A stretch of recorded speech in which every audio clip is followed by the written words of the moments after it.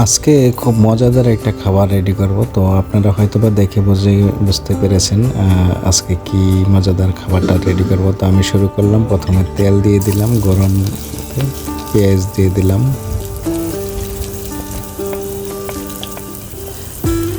আমি সবগুলো আপনাদেরকে দেখানোর চেষ্টা করবো এক এক করে। তো আপনারা দেখতে থাকুন, আশা করি ভালো লাগবে। কাঁচামরিচটা দিয়ে দিলাম, যেহেতু আমি নিজে এটা রান্না করব হয়তো বা একটু আনইজি ফিল করছি। ডিমটাও দিয়ে দিলাম, সব কিছু পরিমাণ মতো দিয়ে আমি মজাদার খাবারটা রেডি করব। আপনারা দেখতে থাকুন ইনশাল্লাহ। টমেটো দিয়ে একটু ভালোভাবে নেড়ে নিতে হবে, আমি নেড়ে নিচ্ছি।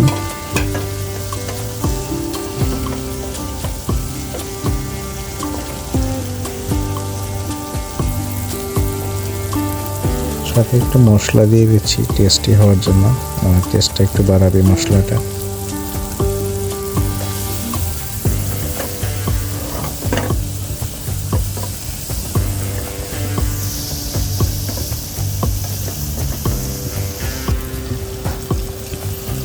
পরিমাণ মতো পানি দিয়ে দিলাম, যেটা খুব প্রয়োজন ওই প্রয়োজন অনুযায়ী দিয়ে দিলাম।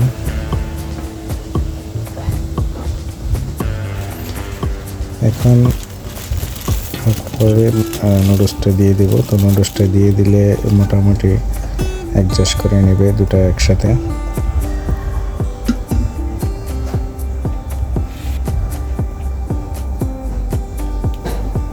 আর একটু মশলা দিয়ে দিলাম, কারণ হচ্ছে এই মশলাটাও অনেকটা টেস্টি করে, যার জন্য এই মশলাটা একটু এক্সট্রা করে দিলাম। আমি একটু ভালোভাবে নেড়ে দিচ্ছি যেন এটা মিক্স হয়, কারণ মশলাটা নুডলসটা একসাথে মিক্স হয়ে যাবে। এখন একটু সস দিয়ে দিচ্ছি, টমেটো সস।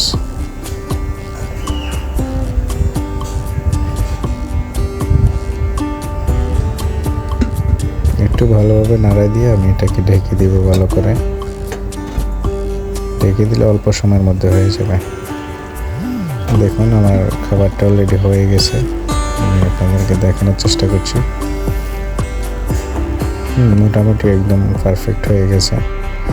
আপনারা চাইলে এভাবে নিজেরা বানিয়ে নিতে পারেন। দেখুন খুব সুস্বাদু, মানে এটা দেখতে যেমন লাগছে আসলে খেতেও খুব সুস্বাদু লাগবে ইনশাল্লাহ।